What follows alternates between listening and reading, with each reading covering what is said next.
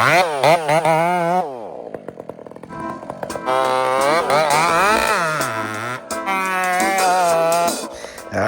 friends, welcome back. This is a job that we started last week. There's been a lot of work going on as of recently, which is the time of the season, and I'm fit up for it, so it's going real well. So we're just going to jump right into this. Right after these two went down, we started to move in on, this is one a little back, I'm just part of the intro, but we'll watch this one happen too. Very handy to have this excavator here on this job. I got my 3/4 inch bull rope that owes me about 2 cents. Actually, it owes me nothing. But we got some big trees coming down, but we got some little ones in amongst that are all kind of tied up in between. And you just can't take risks on the road. You can't take risks anywhere. But this is the kind of work that I enjoy the most. Sit down.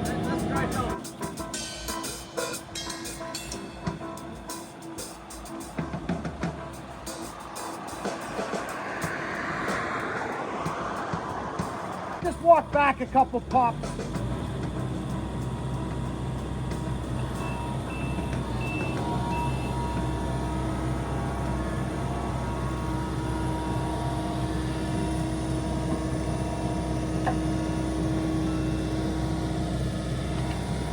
Okay.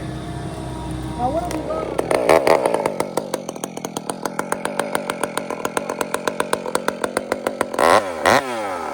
So friends, I know this back cut first was learnt on the internet by people. Well, I learned it from a faller about 30 years ago when I was breaking in, or 25, 30 years ago, whatever it is now. And we were in a small patch of timber, and it was Danny McGiffin. And he said, listen, this is what you do on these. Stop fighting them. You're losing them over your shoulder. And I was losing them over my shoulder. I'd put a back cut in, I'd put an undercut in. It would sit back, and I'd try and get a back cut and a wedge in it, and it wouldn't go. There's times where you've got to put a back cut in, or make another plan. When you're taking two down The rope isn't in the little tree. The little tree goes up, it leans back up into this tree, and there's just times that the back cut first makes the most sense, and that's when you utilize it. Double bow line. Okay. That's it.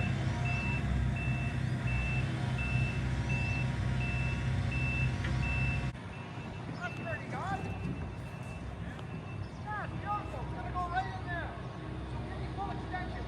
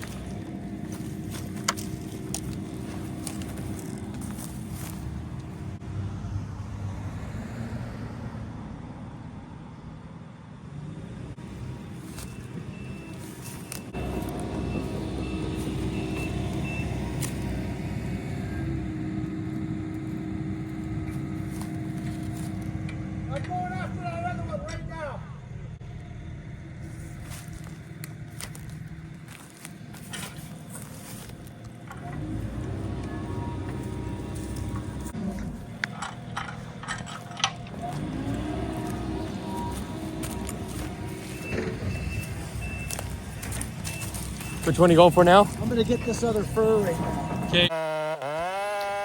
Friends, I'll give a little context on this job. I won't bore you with all the limbing and the bucking, but the bucking and the limbing, believe it or not, there's an old saying, the fallen's for show and the limbing and, well, the bucking is for dough. If you wreck the bucking, you're wrecking a person's milling, his lengths. Like if your tape is out or if you're out or you're tearing wood all over the place, you're wrecking this man's bank account or whatever the wood's being done for. This will go onto the mill. We're cutting 16/6s. It's being moved down the road. It's just a private job. It's not a logging job really. Nothing's being sold. There's no wood going to the mill. It's actually a tree job. They're building a home here. The lady's husband passed away, and they're building a little carriage home for the daughter. But still, if you wreck this, you're just down the line. It goes wrecked, and it was because of you, the man on the saw. So fallen's for show, and the bucking is for the dough. Don't remember that, or just keep that in mind if you're working on someone's property and they're asking you to buck certain lengths or do whatever, or knock kinks out of wood and high grade the wood. That's part of a faller's job. Not to just willy-nilly his way down the log.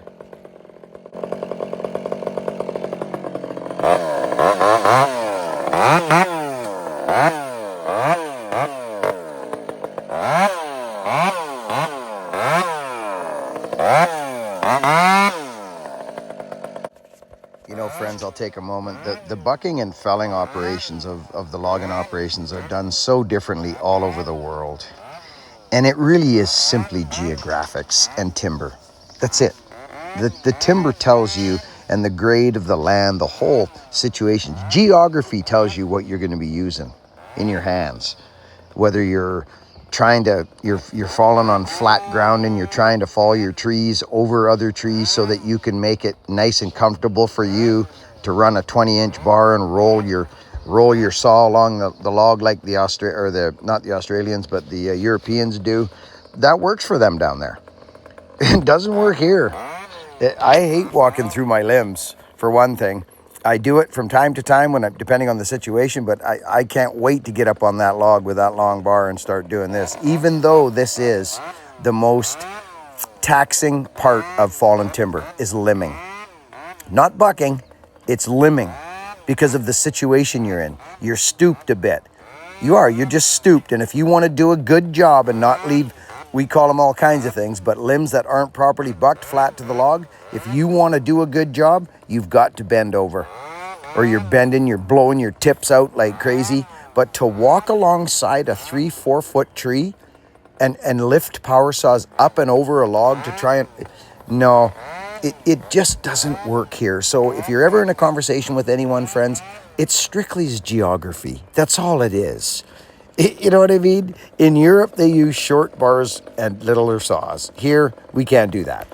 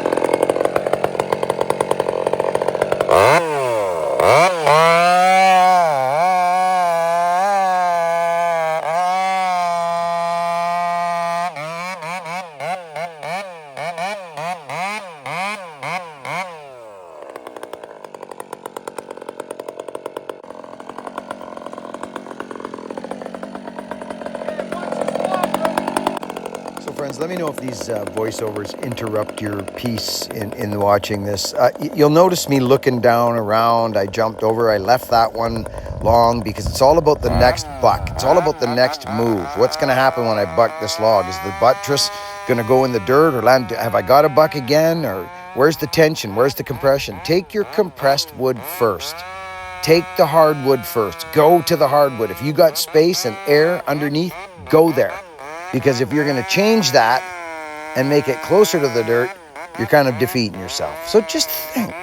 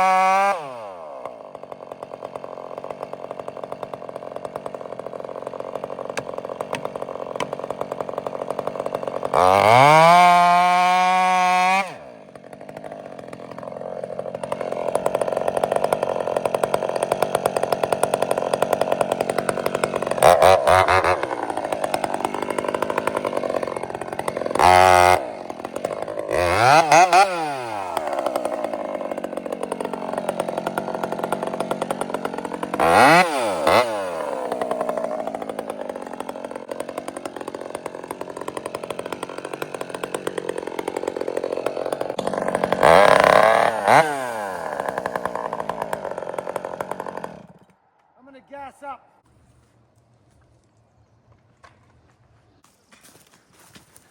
I tell you, Ripsaw, you boys. They know how to make a saw, eh? Well, these guys are clean, man. Ripsaw, once again, thank you, fellas. This is clearly and most one of my production saws.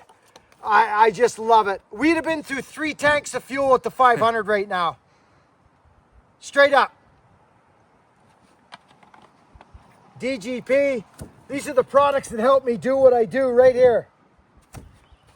Freaking love these dudes. Take a chance on some busted up old stinky logger.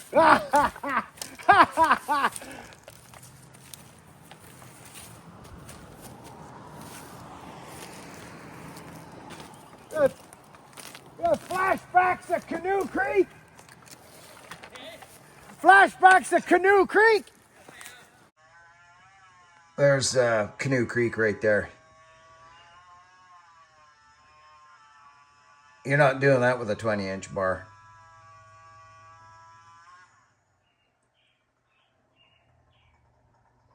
I've been getting in trouble for not wearing a freaking screen for years, and there it is right over top of my head, and I'm still not wearing it, for crying out loud.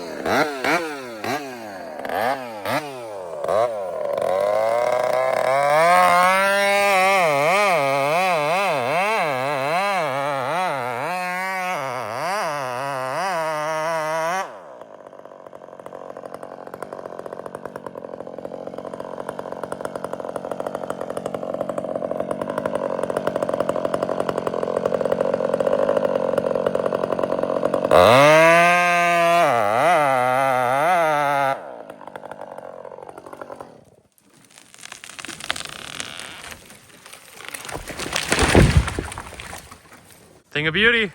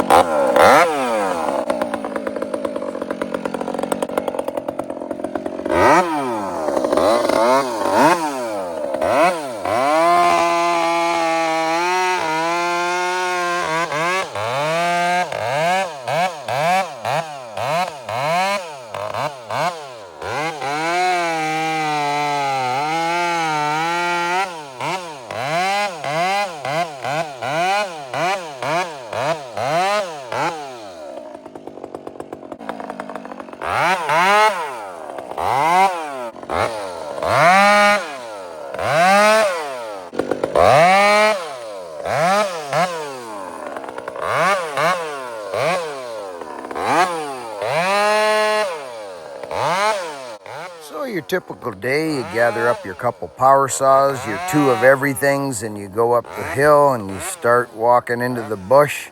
You open yourself up and you start doing this for 6.5 hours for the day. That's a faller's day in BC. He does it for 6.5 hours. They changed that in the 50s. The union said guys are dying, and the most deaths are happening after that 8 hours, when they're tired and taking risks and getting kind of spent. So they cut the faller's day back to 6.5 hours on the saw. So if you take a half an hour lunch, some do, some don't. We never did. You're on the hill for 7 hours. But as soon as that saw fires up, 6.5 hours later, we're out the door. Off the hill at 1 or 1:30 or 2 o'clock, driving down the logging road, and all the rigging crews are cursing you because you're going home and they're halfway through their shift. It's kind of a joke we talk about, and everybody laughs about it, but it is what it is. So you see that axe hanging on an angle like that? It's because the bit is a little small. This is just an axe that I've got that sent to me from Brad, and it's just a tad bit small lengthwise, so it teeters a bit. So that's what's going on there. It's important to have your rigging set tight, boy, when you're out there with your game. You got to have your system tight, or it'll create problems for you. This is a minor one, but still, I would prefer a longer head, and I've got several, and I'll probably do so.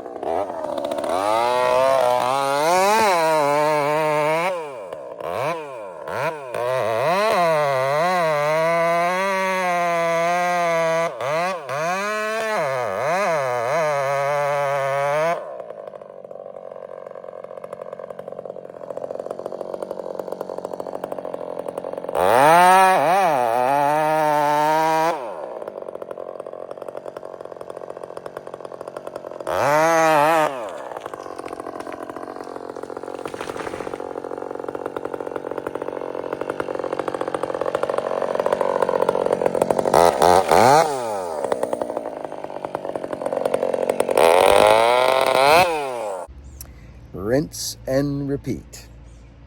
Rinse and repeat. I love this work. I love you.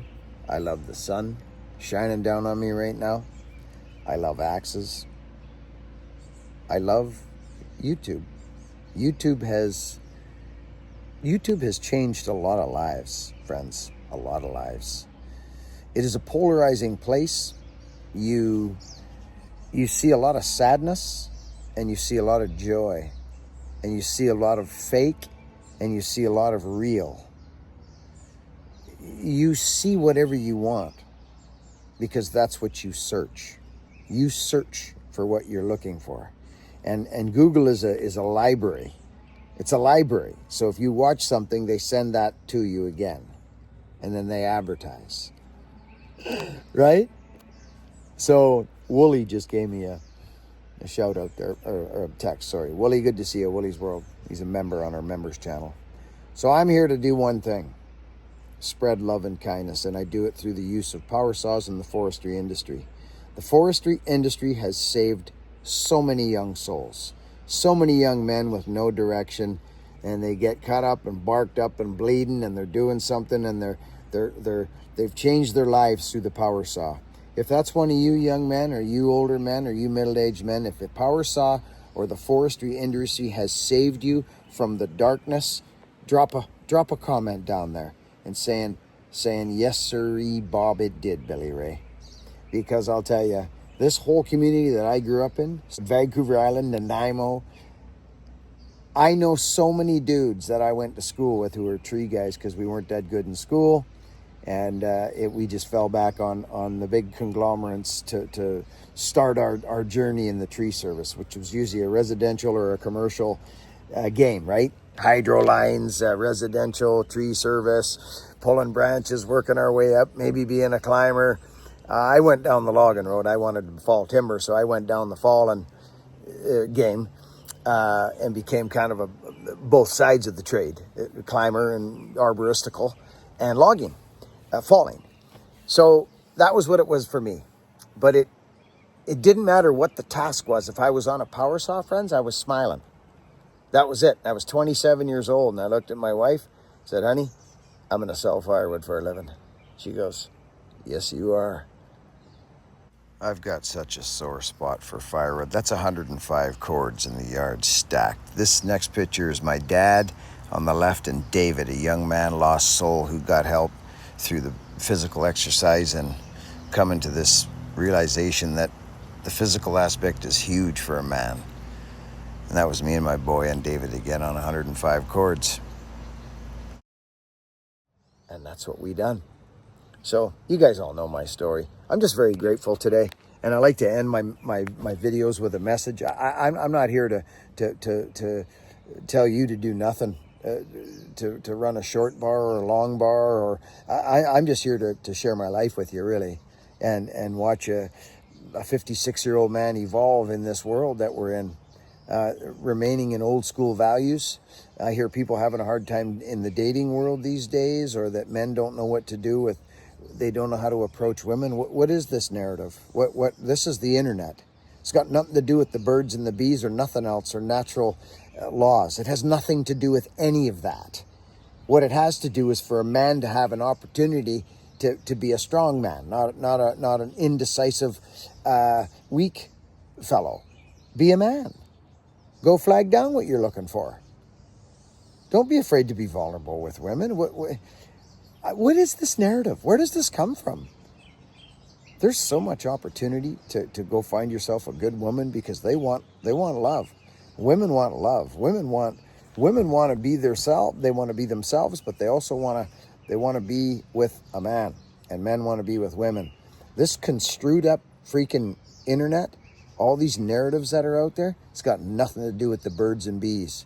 So get out there and brush by somebody and check out their energy and check out the way they move, the way they treat people, the way they are. And if it's something you like, make a move. Quit being a indecisive person. We're not meant to be alone. We're not meant to be alone. How do you like that for a message? Work hard, be honest, and be kind. And happen to life.